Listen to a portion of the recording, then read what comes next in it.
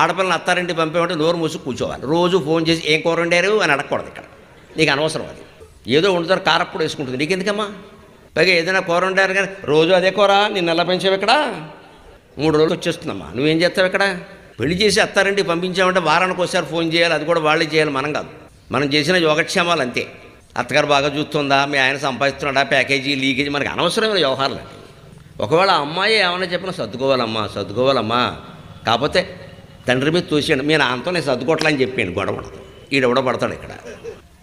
అలా చెప్తే పిల్లల కాపురాలు నిలబడతాయి. నాకేం మొహమాటం లేకుండా చెబుతున్నాను. మనమే రెచ్చగొట్టేస్తూ ఉంటే అలాగా నగలన్నీ పెట్టలేదా, అనుకున్నవి పెట్టద్దా, ఏంటో అనుకునేది పెట్టేది ఇక్కడ. అది మొత్తం మనం ఇక్కడ చెప్పేసి అదడుగు ఇదడుగు ఊరుకుంటే పెడతారేటి.